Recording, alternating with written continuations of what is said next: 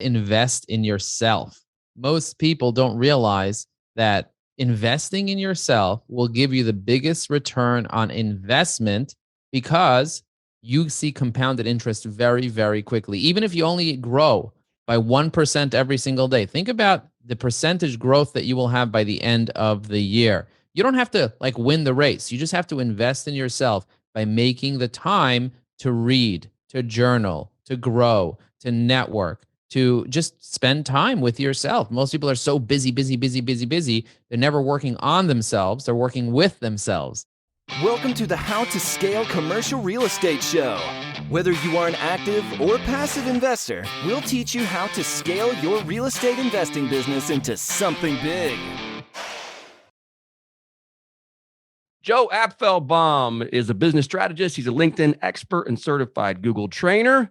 He's also the author of the book High Energy Networking, which if you haven't read it yet, I've read it. It's a great book. You can find it on Amazon. And just as a couple fun facts, Joe is also known to rap on occasion and love scuba diving. So, Joe, you're a man of many talents. I look forward to jumping into today's show. How are you today?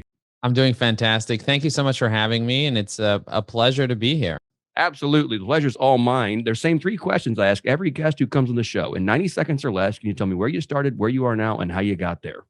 I started in Brooklyn, New York as a web designer, and they say if you build it, they will come. It's not true. If you build it, they will not come. So I had to learn how to become an expert marketer. And at the beginning, I had no idea what I was doing, but I bought books, got courses, got coaching, and I tested it out on my first clients, and I figured out the system on how to get traffic. And I built one of the fastest growing companies in America doing marketing for people. And now, not only do I still have that business 13 years later, but I also started a new business a couple of years ago teaching people how to do this themselves using LinkedIn. So I have a course and a coaching program, and I'm really excited about adding value to other people. They say the secret to living is giving. And my goal is to make a difference for other people. I want to help 1,000 hungry entrepreneurs go from frustration to motivation. Motivation. That's How was that for 90 seconds? I love it. I love it. What are the two words you're putting together for motivation? Well, a lot of people think of the word mojo as like being yourself and like the essence of life. And then there's motivation, like motive, reasons. We do things for reasons. Every human being finds reasons to either do something or excuses to not do things. Right. And so we're driven by meaning, the man's search for meaning, like Viktor Frankl talks about. The reason why people are either excited about life, enthusiastic, or not, usually has to do with a reason or an excuse. And so I always say you either have reasons or you have results. Right. What were some early struggles, that you had and I know you kind of talk about this a little bit in the book, so I don't want to take away our readers or listeners' enthusiasm to go out and buy your book, but give us some early struggles you had and how you overcame those, via networking. So for me, I didn't know that networking existed. So the biggest struggle is the things that you don't even know you don't know. Like, you know what you know, and you know the things you're not good at or that you don't know well. But there are most of the knowledge in the world we're not even aware that it even exists. It wasn't even on my radar. And so when you start thinking about that, and you start thinking about like, oh my gosh, I didn't even know that was an option, and that was holding me back. This is the reason why civilization didn't move forward until the information age, and the way it's moving forward now is because everybody has access to all the information in the world right now using Google. Right. And so for me, my biggest challenge was not knowing. And once I knew, the biggest challenge was overcoming my fear of networking, overcoming my fear of judgment, of rejection, of all the BS. And they say you can only grow your business as much as you grow yourself. And I find that tremendously to be true, because in order for me to really be able to achieve levels of success where it really touches my heart, I needed to figure out who I was. I needed to figure out how I can add value. I needed to figure out what I even wanted. A lot of people are sitting there and they're running after and they're trying to climb the ladder of success, not realizing that the ladder might be leaning against the wrong wall. So they get to the top of the ladder and they're like, oh my God, I got to get down again. And it's a humbling experience to get down from the ladder. And so that's something that I've kind of had to go through in my life. And through business partners, through buying out investors, through a very difficult divorce, like lots of different things I had to go through in order for me to go through the pain of growth. And I believe that pain does not equal suffering if pain has meaning, if pain has purpose. And so for me, I see purpose in all the pain that I've experienced in my life and all the hard work.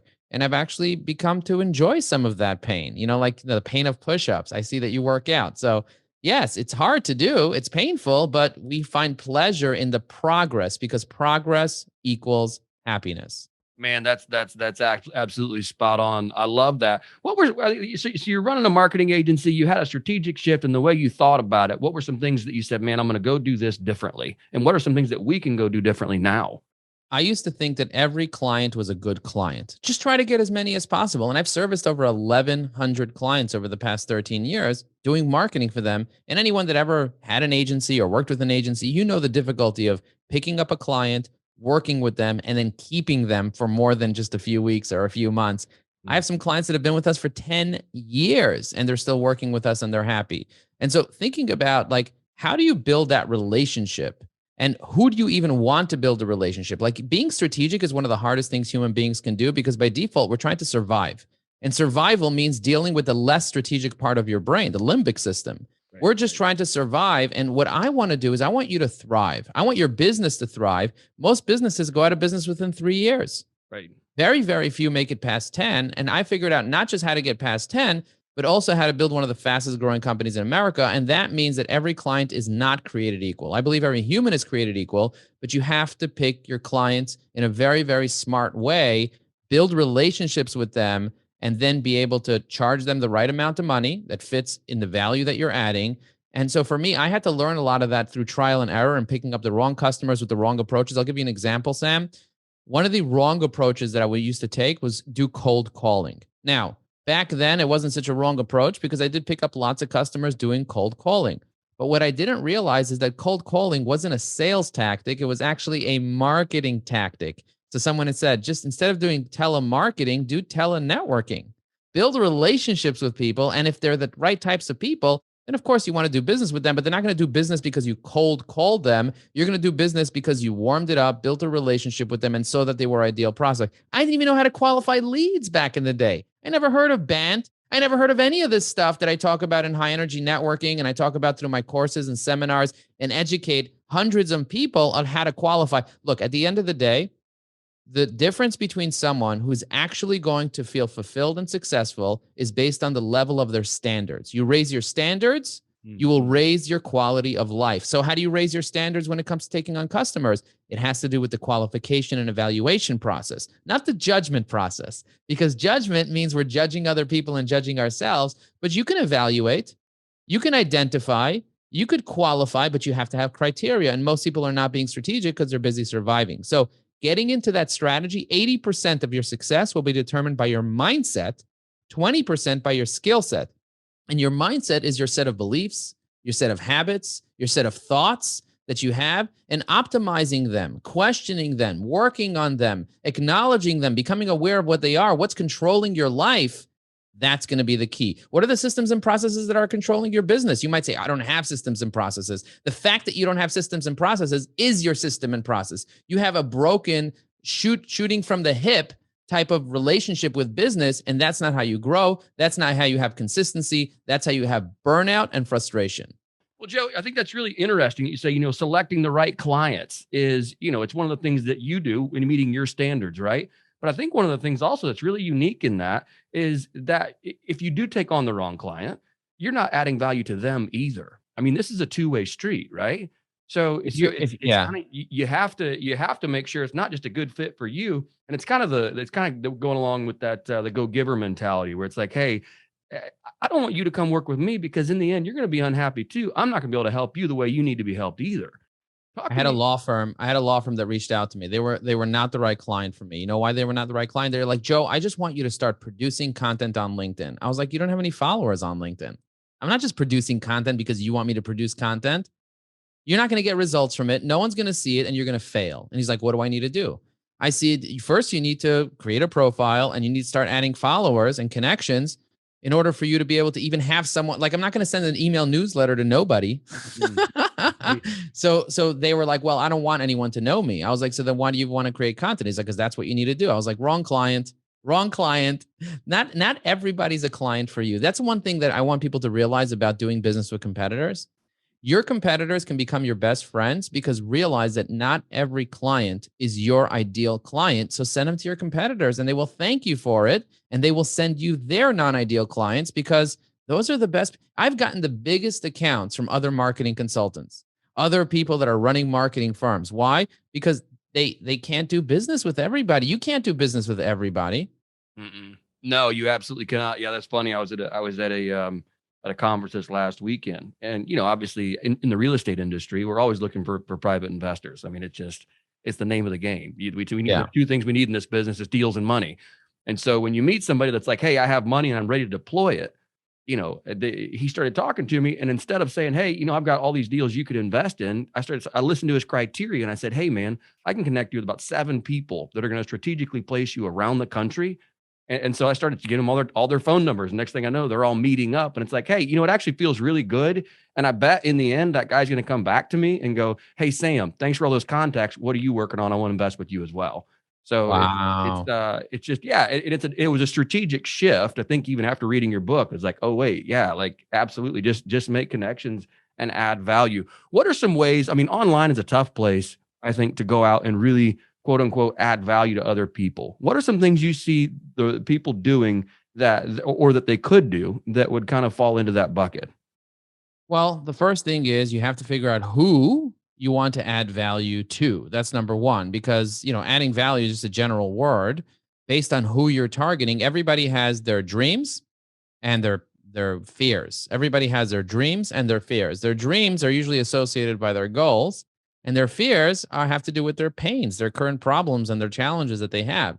And so, depending on who you're talking to, they're going to have different pains, different fears, different goals, different dreams based on who they are. So, the most important question that you have to ask yourself after you ask yourself, why do I even want to add value to people? You have to ask yourself, who do I want to add value to? And then what can you do for those specific people that are in line with who they are and why you're doing it? Once you understand that as your framework, your strategy, your foundation for networking, that's how you're going to be successful at networking. A lot of people is like, oh, I can just network with anybody. Of course, you could network with anybody, but if you had the most ideal scenario, what would you like to do? And in my book, I talk about how to kind of figure out yourself to understand who you want to add value. Value is very different depending on the person. For example, I'll give you an example, core values. We all have things that we value, but what are your core values? What are the things that make you tick? What are the make the person that you cannot keep a job if something doesn't match a core value that you would quit a job over or end a relationship over? So figuring out what that means to you, and that would mean very different to somebody else, figuring out what you value and what your potential clients value, and then matching that up, that's where the magic happens. The magic happens in selecting, qualifying, identifying, and connecting the various inputs in the world. And when you can do that, the best visionaries, the best ideators, the most successful entrepreneurs don't come up with new ideas. They just connect old ideas together.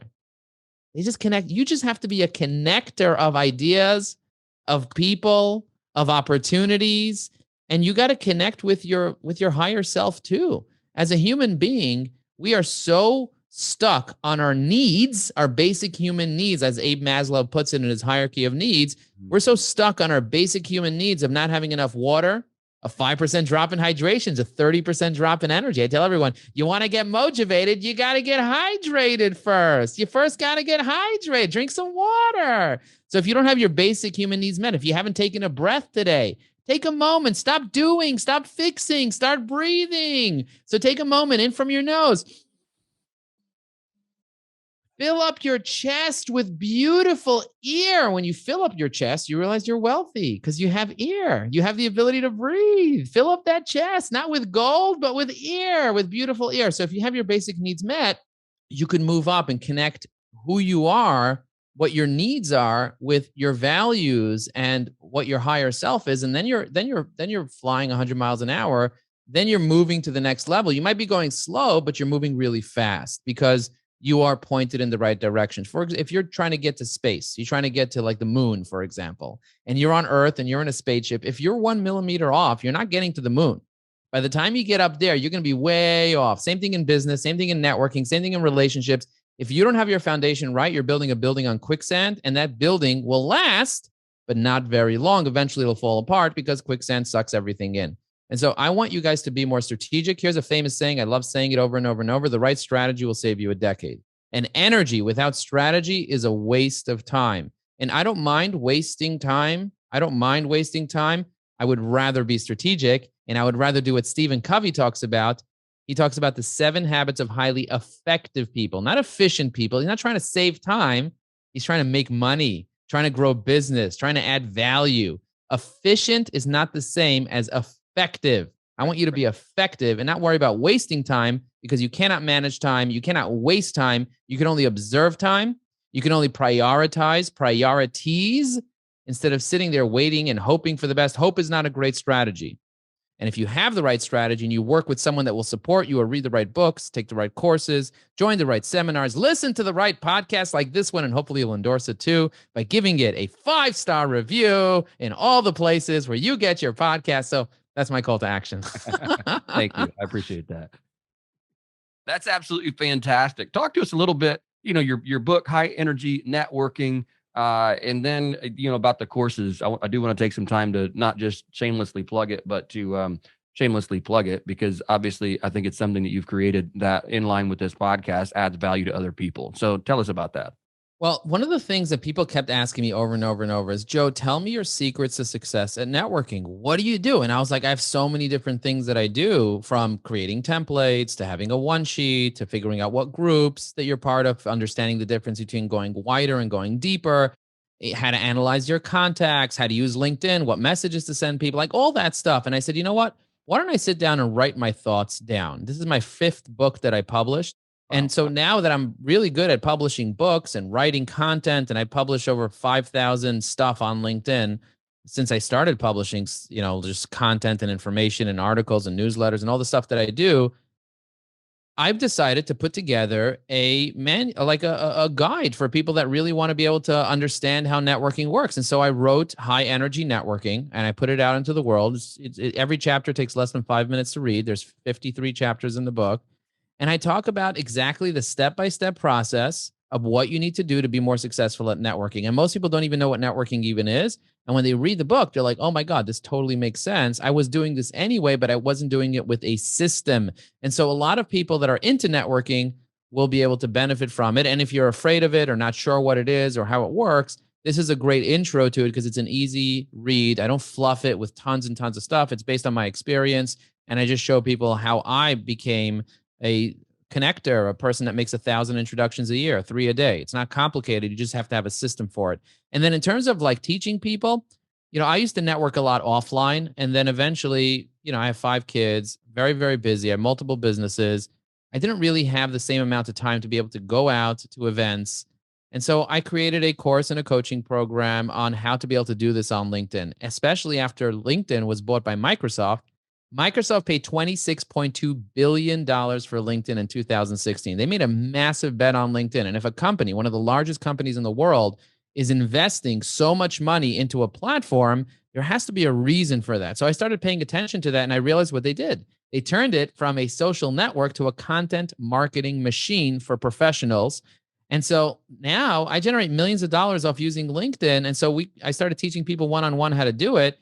And then they're like, dude, this is amazing. Can you formalize this and create frameworks, checklists, cheat sheets? Give me all your scripts and templates and everything. I was like, sure. And then I put it into a program. I took a course on how to create courses. And then I built the course. And now we have over 600 coaches, consultants, entrepreneurs, sales professionals, lawyers. We have a lawyer that recently called me and said, Joe, I generate $200,000 a year from what I learned in your program in 2019. And I absolutely endorse it and love it. And we get most of our clients directly from referrals. And so if you want to learn how to do that, we have the tools.